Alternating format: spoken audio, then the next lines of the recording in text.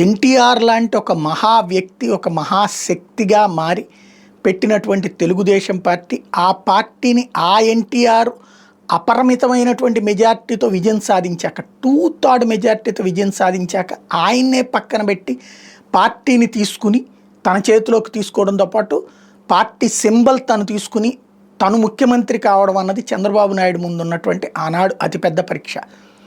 ఆనాడు మీడియా సహకారంతో అందులో సక్సెస్ అయ్యారు. 30 సంవత్సరాల క్రితం ఇదే రోజున చంద్రబాబు నాయుడు ముఖ్యమంత్రిగా తొలిసారి ప్రమాణ స్వీకారం చేశారు, ఎన్టీఆర్ నుంచి పార్టీని తీసుకుని.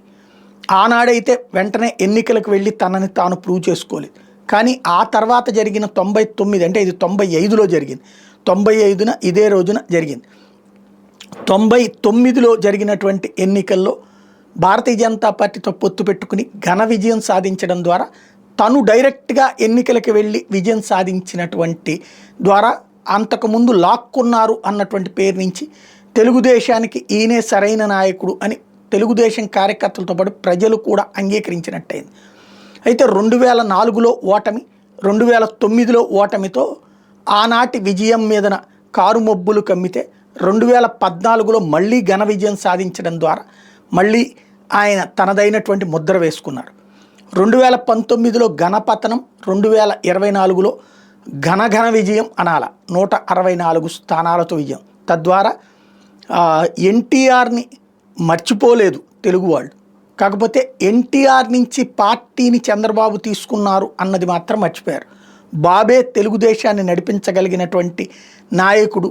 ఎన్టీఆర్ ఉన్నప్పుడు అనేక సంక్షోభాలు ఫేస్ చేశారు. 83 నుంచి 85లో జరిగినటువంటి సంక్షోభం, ఆ తర్వాతన ఈ 95 సంక్షోభం, ఇట్లాంటి ఆయన ఆ తర్వాత ఆ సంక్షోభాల మధ్యనే ప్రాణాలు కోల్పోయారు, మానసికంగా బలహీనపడి.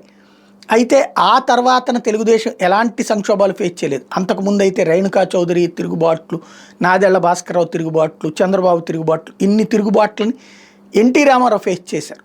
బట్ చంద్రబాబు ఎలాంటి తిరుగుబాట్లని ఫేస్ చేయలేదు. దేవేంద్ర గౌడ్ లాంటి వాళ్ళు వెళ్ళినా ఏమీ కాలేదు, కేసీఆర్ లాంటి వాళ్ళు వెళ్ళినా ఏమీ కాలేదు. ఒక సంక్షోభంగా కూడా జనం అనుకోలేదు. చంద్రబాబు నాయుడు ఘన విజయం సాధిస్తూ వచ్చారు. 30 ఏళ్ల క్రితం సీఎం అయిన చంద్రబాబు ఇప్పుడు 30 ఇయర్స్ ఇండస్ట్రీ సీఎంగా అయ్యారు. 40 ఇయర్స్ రాజకీయాలు, 30 ఇయర్స్ సీఎం.